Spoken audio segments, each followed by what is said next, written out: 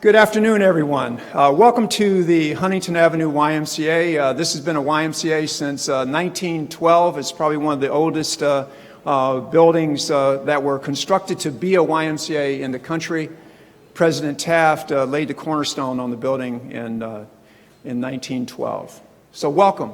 And we want to welcome our Governor Baker and Lieutenant Governor Polito. Thank you very much for being here this afternoon. And we're also joined by Marty Martinez, Chief of Health and Human Services for the City of Boston. Welcome. And so today we are celebrating an amazing set of partnerships. And the first of those partnerships is the partnership that we share with the MBTA, the RIDE program. And so in this room every single day, Monday through Friday, there are 1,000 bags of groceries packed, the bags that are similar to the ones in the back of the room.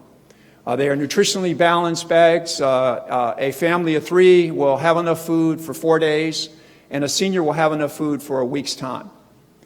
Over the last 114 days, I am told, 114 days, the individuals who pack those bags, which are a combination of volunteers, the staff of the Chinese Progressive Association, and YMCA staff, pack about 1,000 bags a day.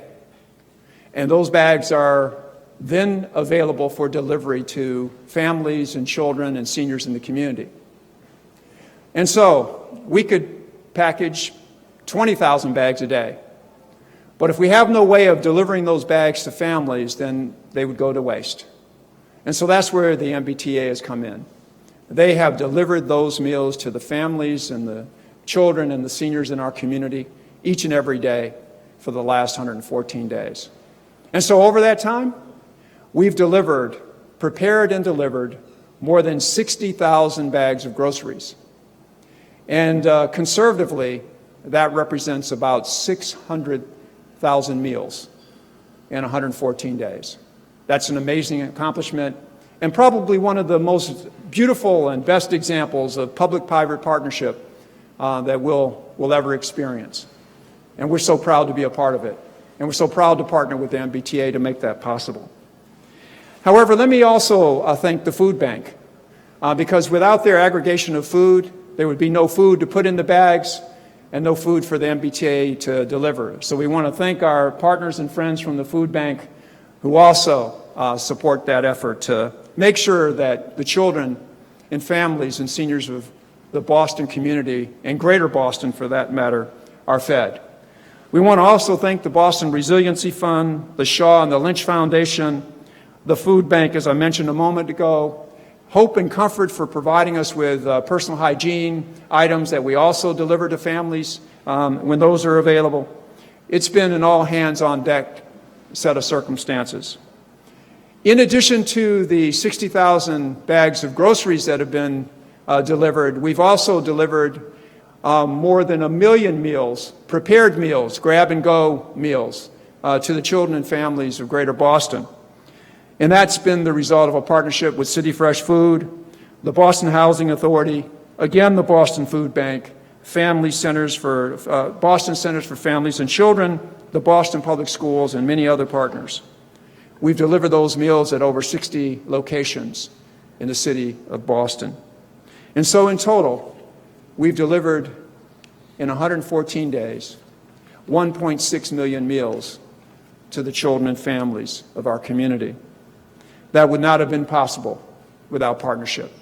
That would have not been possible with us all working together to make sure that we do our best to end hunger in the city of Boston. And so with that, I want to thank all of our partners, and I want to thank in particular the MBTA for making it all possible. And so now it is my pleasure to introduce our governor, Governor Baker. Thanks, James. Thank you, James, and thank you for all the Y does in addition to this. This has obviously been, as James pointed out, a big pivot that's taken place over the course of the past 115 days or so, and we were talking about how many things people have had to do to uproot, disrupt, and change the way they operate to deal with the circumstances and the situations that people find themselves in with respect to COVID and the economic calamity that came with it. And I just want to say to Marty Martinez how much we appreciate the partnership we have with the City of Boston on so many issues, all the time, but especially over the course of the past 3 months. And Steve, to you and the folks at the MBTA, this is in some respects, I guess the way I would refer to it is a pivot of your own with respect to how the T normally operates and how the ride works. I do also want to thank the food bank for the extraordinary work that you all have done. Another big pivot over the course of a very short period of time. And I think in many ways, there's been a lot of work done by a lot of people, some of which gets noticed and some of which doesn't. But the amount of organizations that James talked about when he talked about the players with respect to food insecurity is just the beginning of what is a really long list here in Massachusetts. It's been working on this for the past several months. Before I talk a little bit more about this, I want to just give my daily update on COVID-19. Yesterday there were about 5,800 COVID-19 tests reported in Massachusetts, which means we've now done about 1,066,000 tests since we got into this. Yesterday there were 114 new positive cases. That means the 7-day average for positive case rates has dropped to about 1.8%, which is a 94% decrease from the middle of April. Yesterday's daily report also included a statistic we haven't seen for quite a while. There were 0 new COVID-19 deaths reported yesterday. And as we all know, far too many families have lost loved ones, and far too many friends have lost loved ones to this virus over the course of the past several months. As we've said before, the continued fight against the virus depends almost completely and exclusively on all of us maintaining our vigilance and continuing to do the things that have made such a big difference here in Massachusetts. There are currently about 733 patients who are hospitalized statewide due to COVID-19, including about 120 in the ICUs. That brings the 3-day average for the number of patients that are in hospitals down 89% since the middle of April. Only one hospital is currently using surge capacity to serve patients, which is down from far bigger numbers in the middle of April. Our public health information continues to show the same downward trend on our key metrics that we've been tracking for the past few weeks, which enables us to continue to reopen our economy and to reopen our business community and to help get people back to work. Fortunately, the New England states and most of the Northeast have had some of the same success that we've had in fighting this virus, and that's why effective today, July 1, travelers to Massachusetts from the 5 other New England states, along with New York and New Jersey, will no longer have to self-quarantine for 14 days upon arriving here. As we said yesterday, travelers from other states should continue to observe that 14-day quarantine that we've been encouraging and advising since late March, and no one should travel to Massachusetts who's exhibiting COVID-19 symptoms. The changes to our travel advisory are an encouraging sign. We hope to have more to say about next steps associated with reopening soon. With respect to today's event, highlighting this unique partnership to address food insecurity, as we all know, the pandemic has caused an increase in food insecurity across the Commonwealth. The administration has been working hard with our colleagues in the private sector, in the nonprofit community, and in municipal government, and with a number of foundations to create strategies and programs to deal with this. In May, we announced the recommendations of our Food Security Task Force and invested $56 million in a variety of programs and operations to address this issue. And last month, we joined with the Greater Boston Food Bank to announce the opening of applications for a $36 million food security infrastructure grant program, which we believe will fortify many of the farms and other delivery organizations that are part of our food delivery system here in Massachusetts. That program is open to organizations that focus on emergency food distribution, school meal programming, and innovative ideas like urban farms and community gardens, some of which we were talking to Sheldon and the folks at his organization about. And the initiative we're highlighting today is a unique partnership between the T, the City of Boston, the Y, and the Greater Boston Food Bank to ensure that Boston's most vulnerable residents have access to food. We're all familiar with the MBTA's door-to-door shared ride paratransit service, otherwise known as the RIDE. Since the outset of the pandemic in March, the service has experienced a decline in ridership for all the reasons you would expect, because we urged people to stay home and many chose to do so voluntarily, especially if they were in a high-risk category. That low ridership resulted in the availability of ride vehicles and drivers to provide a secondary function that could be used to support communities. And what made this partnership so unique is that it was driven literally by the men and women behind the wheel of the T's ride service. Ride drivers interact in many cases with some of our most vulnerable residents every day. Early on during the pandemic, they saw individuals who were unable to leave their homes to access food because of mobility issues, quarantine, illness, or because they were high risk. It was these drivers' willingness to help that led to the collaboration with the Greater Boston Food Bank. By the end of April, 20 ride drivers were completing daily food deliveries to Boston's most vulnerable residents, and as of today, ride drivers have completed over 8,000 deliveries, totaling more than 12,000 grocery bags and nearly 60,000 school meals to over 1,200 Boston public school children. Groceries are delivered by ride vehicles to designated homes. We get a lot of help from our colleagues in the city with respect to where they need to go. The amount is based on the size of the household and whether the family's enrolled in the Boston Public Schools Meal Partnership. This partnership is also made possible by the folks here today at the YMCA of Greater Boston, which is the staging location for these vehicles to be loaded up with food deliveries. The initiative underscores the importance of collaboration between community organizations, municipalities, and the Commonwealth to help many of our most vulnerable residents during these unprecedented times. We think this is a terrific and unique partnership. We were talking earlier about the fact that we certainly hope we learn from these partnerships that have sprung up over the course of the past 90 to 120 days, and that we find ways to make sure that we take the very best practices we learn from these and incorporate them more directly into the work we do if and when we ever get out of the state of emergency that we find ourselves in today. And with that, I want to turn it over to MBTA General Manager Steve Poftak.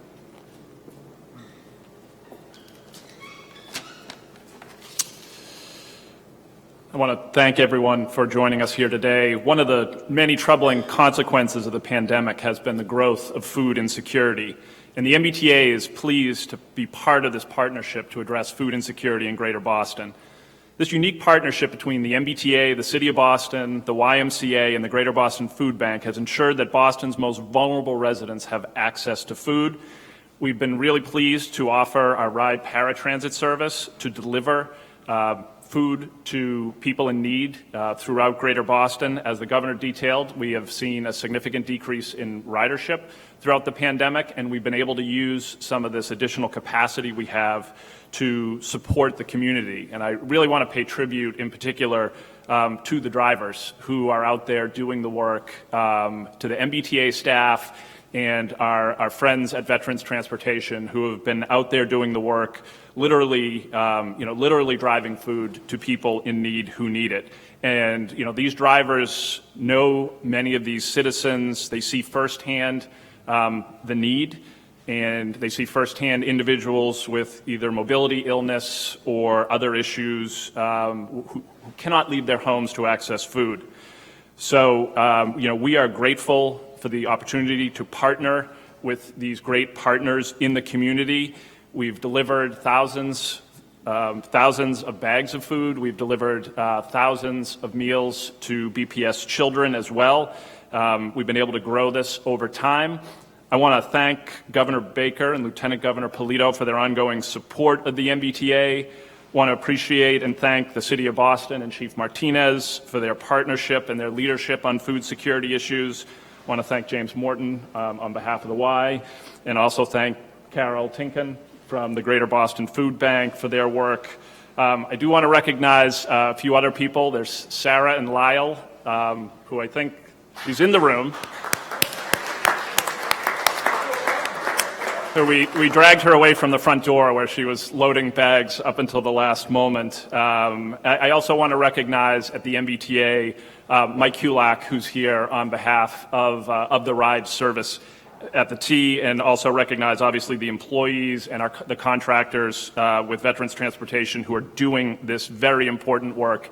It is a privilege for us to be able to help out in this important community-based endeavor. So thank you for the opportunity, and the MBTA is a citizen of this community, and we are pleased to be able to do this. Now I'd like to invite Chief Martinez to offer a few remarks. Chief.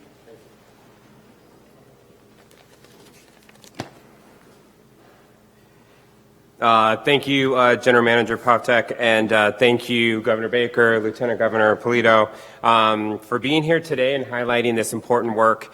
Special thanks, of course, to the YMCA and the Greater Boston Food Bank for your ongoing commitment to addressing food insecurity issues here in our community. And a special thanks for us to Catalina Lopez Ospina, who's here with us. She runs the Mayor's Office of Food Access, who's been helping to lead these city's efforts, along with countless numbers of city staff and volunteers from the BPDA. I may be the one speaking, but they're the ones that are doing all the work, that are making sure that in partnership this is really happening. So thank you, Catalina, for your work and the work of the team.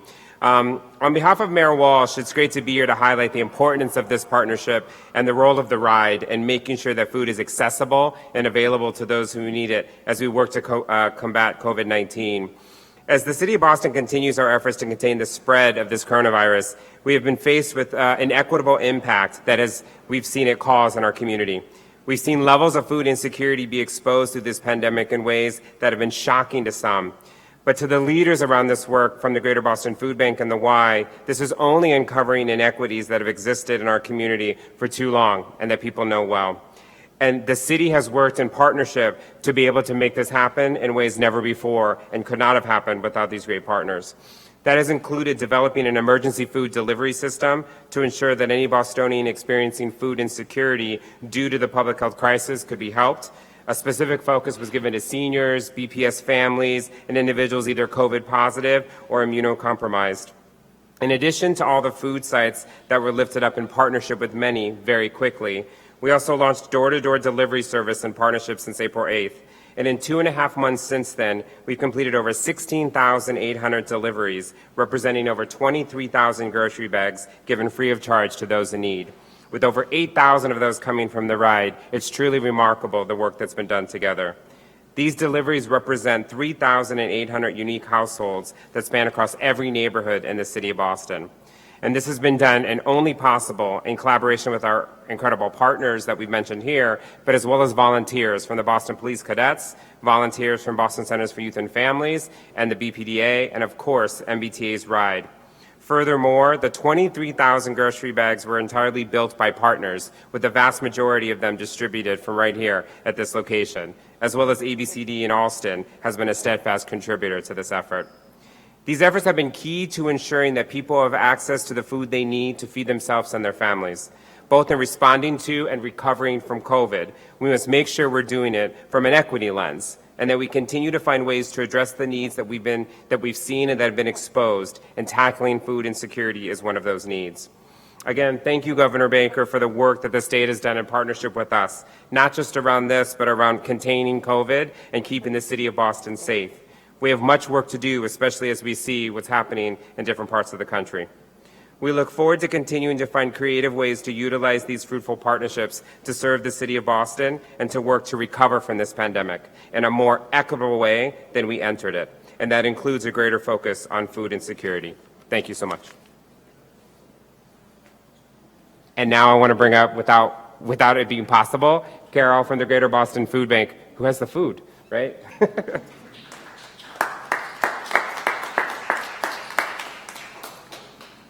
Thank you, Chief. Thank you, Governor Baker. Thank you, Lieutenant Governor. Thank you, General Manager. And thank you to Wendy and to James for the amazing work that you guys are doing. I am Carol Tenkin. I am the Chief Operating Officer at the Greater Boston Food Bank. I am incredibly grateful to join you all today to continue the conversation on food security. highlighting the amazing work being done here at the YMCA of Greater Boston, who, by the way, only became a GBFB member in March and has already distributed over 350,000 pounds of GBFB food. Feeding America recently released a study showing that Massachusetts is seeing a 53% increase in food insecurity and is the second highest state in the nation for increased risk of food insecurity among children. 1 in 7 people, 1 in 5 children now are food insecure in the Commonwealth. The food bank just closed out the month of June yesterday with another historic distribution, 11.5 million pounds of nutritious food through our 550 partner agencies across 190 cities and towns in eastern Massachusetts. That's 110% growth over June 2019. As you can imagine, the last 4 months have been the largest distribution months in our 40-year history. But none of the work we've been able to accomplish over the last 4 months would be possible during this challenging time without the amazing, incredible, determined partnerships we have in the Baker administration, in the City of Boston, and in the deeply committed and resilient partners of our service network. We've been very fortunate that only 3% of our partner food pantries have closed temporarily due to COVID-19. Many new partners have also stepped forward to help us distribute food in the communities with the highest need, like this YMCA and the MBTA. The unique and creative partnership between the Y, the MBTA, the City of Boston, and the Greater Boston Food Bank is only one great example of new collaborations born out of this crisis. It all began when Danny Levy, MBTA Chief Customer Officer and former food bank board member, reached out to me in early March to ask if there might be an opportunity for the ride drivers to deliver food door to door. These drivers had been severely impacted by a reduction in passengers. I told her it was not our paradigm, but to let me talk to our on-the-ground partners in Boston. These formidable people from BPDA, the Office of Food Access, and the YMCA took the opportunity with a ride and ran with it. The COVID-19 pandemic has shed a bright light on the historic need for food assistance, but there is a silver lining. The awareness brought to this issue and the opportunity for new and different ways to solve it together. The Greater Boston Food Bank pledges to continue to work alongside you all and remain vigilant in ensuring all residents have access to 3 healthy meals a day. Together, we will end hunger here. Together, we can create a food-secure Massachusetts. Thank you.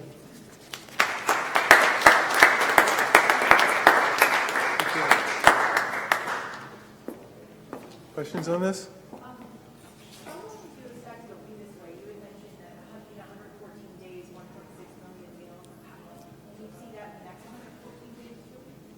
I think we're all anticipating that we're going to continue to do this work through the summer. And as I said in my remarks, and so did the Chief and so did James, one of the things we want to make sure we do here is learn from these experiences and incorporate the lessons from this into the way we think about both developing and delivering on food insecurity going forward. I think we all believe that there's been a lot of work done here to deal with the crisis, but I think we also believe that we've learned a lot of things about how we can be better at this and smarter at it, and also more expansive in our ability to deliver on this. There's a bunch of stuff that I've certainly learned over the course of this that where we have access to either federal resources or other private resources or overstocks or a whole bunch of elements that we can incorporate into this. And I know that the City of Boston and a number of other partners around the state have discovered that there are places and spaces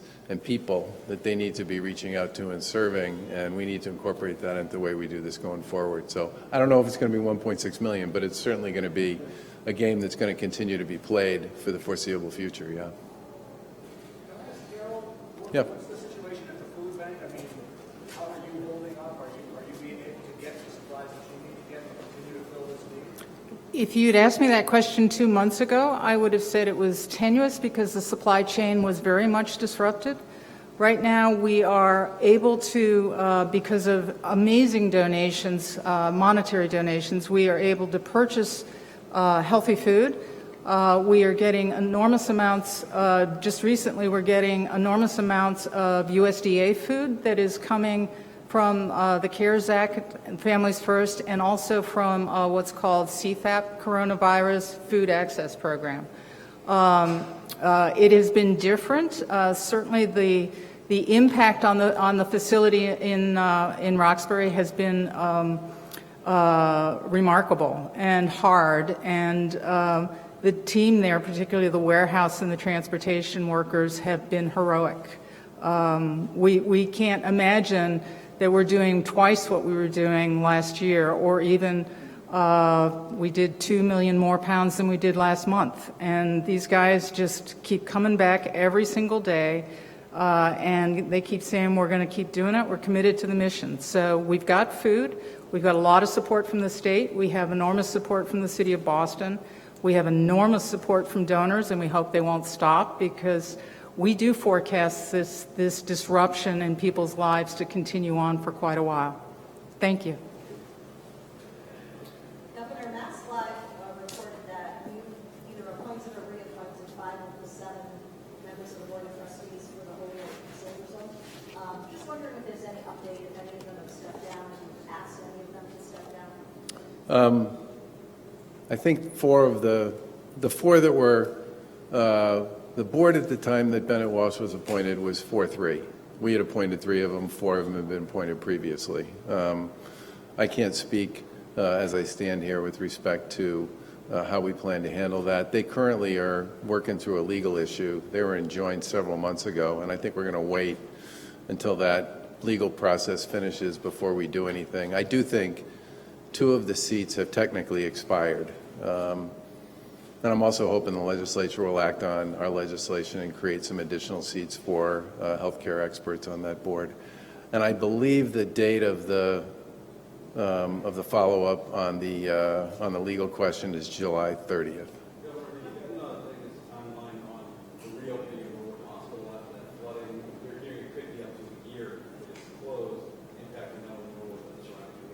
Yeah, we're talking to Norwood Hospital just about every day, and the whole thing was a cataclysmic event in terms of weather. I mean, I think they got 7 inches of rain in 45 minutes, and under that kind of stress, the culverts and the storm drains and all the rest in Norwood had obviously really significant issues, which played out and rolled into the hospital. And I think at this point, I think all the buildings at this point have been either considered to be significantly damaged or condemned. And our first objective was to make sure we worked with the emergency management personnel and everybody else to make sure we found space and place for all of the patients, which, and again, because of some of the work that's been done by the healthcare community generally during COVID, there are so many more relationships between and among players than there used to be.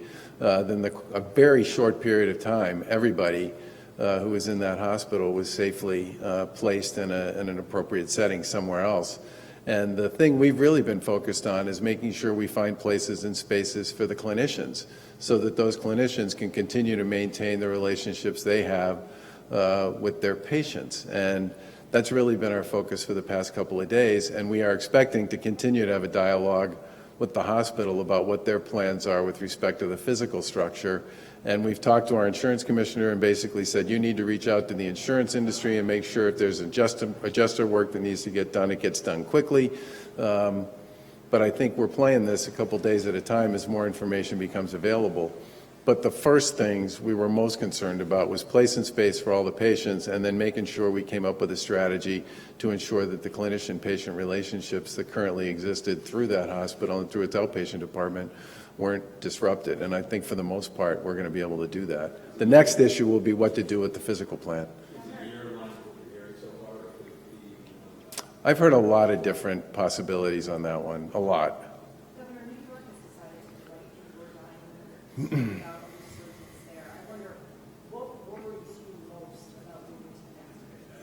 I think our biggest concern here in Massachusetts is that we take a victory lap. There are no victory laps from COVID.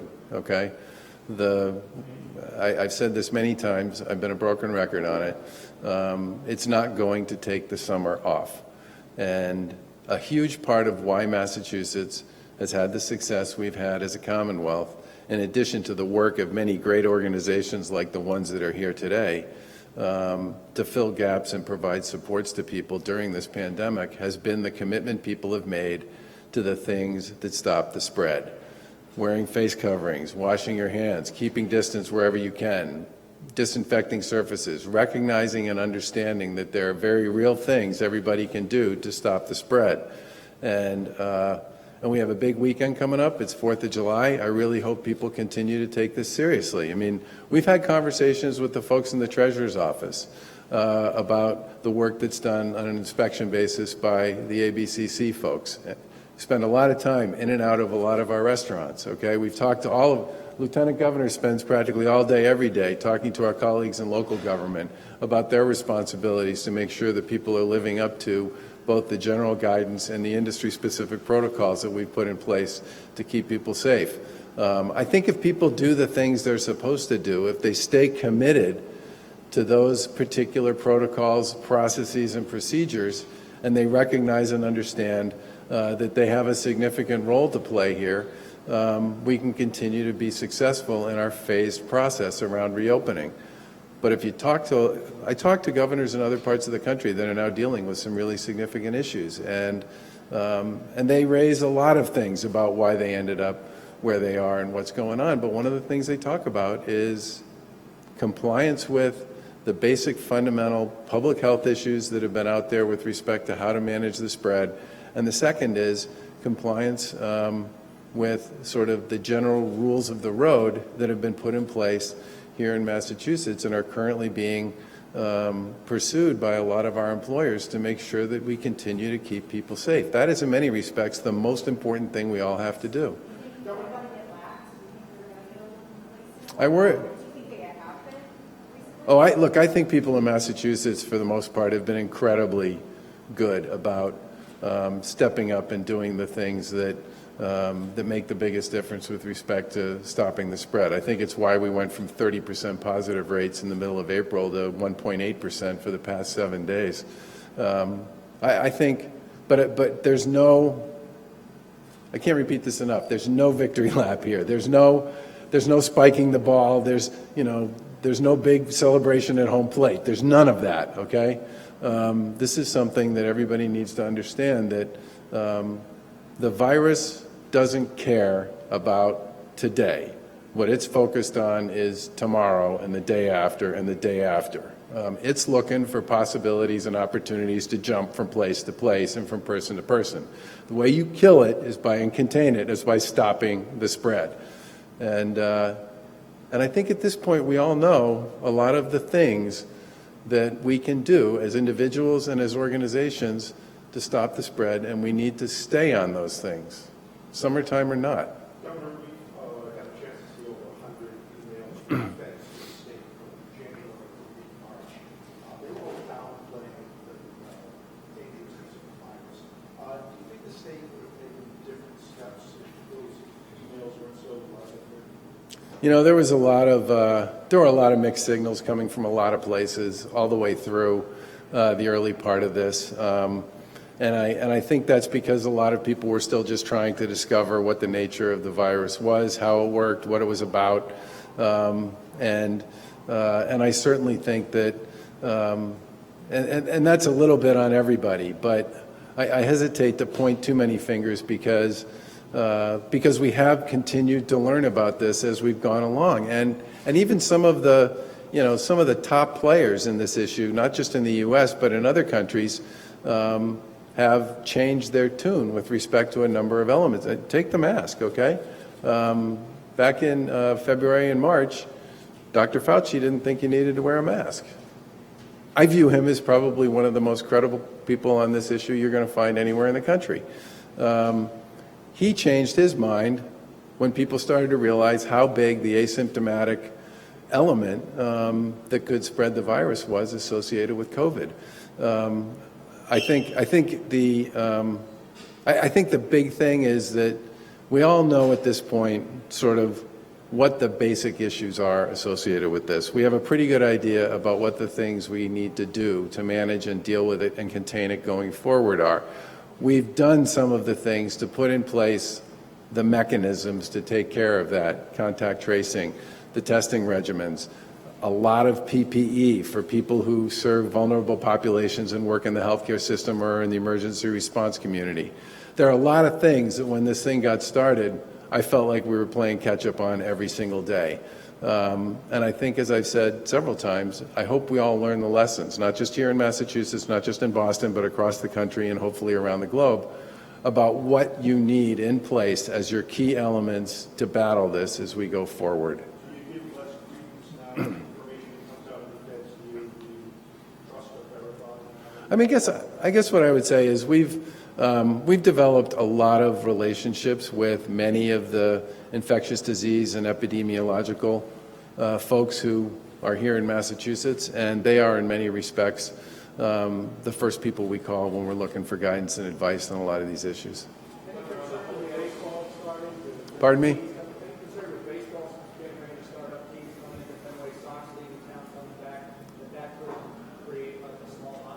There's a lot of testing protocols associated with the way Major League Baseball is setting this whole thing up. We're waiting to receive something from them, like a final document, aren't we? That we'll obviously give to our public health folks and to our medical advisory board to take a look at. I think the long story short on that one is they need to put in place a very aggressive testing program. There aren't going to be fans in the stands. My understanding is they're not going to use the locker rooms. People are going to come, as they do actually when they play baseball in many other parts of the country, or parts of the world. People are going to show up dressed to play, and they're going to leave with their uniform on. And I think a lot of the things that baseball and the other professional sports have been talking about are the kinds of things that are must-dos with respect to getting back into this business. Last question. Governor, last week when you unveiled your Holyoke plan, it seemed to differ in one respect from what Pearlstein represented on the licensed administrator as a superintendent. Can you explain your reasoning for that slight difference? You had a preference, he had. Yeah, I think the performance of Val Liptak, who's a nurse, who still is the CEO of Western Mass Hospital, but has been the interim superintendent at Holyoke since March 30th, has been extraordinary. And I would hate to miss out on an opportunity to put a talent like that in place at Holyoke if a talent like that is available. I do think the most important thing that has to happen here is the person who becomes the next superintendent needs to be somebody who has a solid resume with respect to their experience and their track record in managing in clinical settings, managing infectious disease, and having a sterling set of recommendations coming from wherever it is they've worked previously. The other thing I would say is I would love to have those two healthcare people that were recommended by Pearlstein in his report serving on the board to be part of the conversation with respect to whoever succeeds Val, who at some point will go back to Western Mass and stop being the interim there. But I would hate to lose a talent like that. Thanks, everyone. Would you like to see a Chelsea investigation? We put together first of all, Chelsea is not Holyoke. I mean, I just want to make that really clear.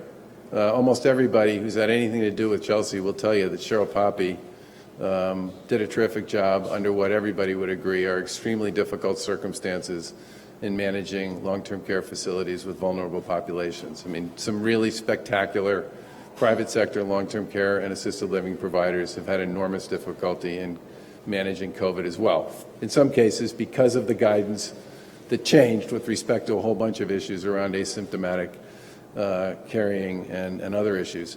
But what I would say is that we are bringing in a group of infectious disease specialists, similar to what we've done in the long-term care industry generally in Massachusetts, to basically do a top-to-bottom on Chelsea and make sure that if there are practices that can be improved on or things that should be done going forward, particularly as we start to think about whether or not there's going to be a surge in the fall, that we're prepared, that they've got the gear, the equipment, and the protocols and the policies in place to make sure that they do everything they can to weather their way through the fall if there is a surge then, which a lot of people are speculating there may be. Thank you. Thanks.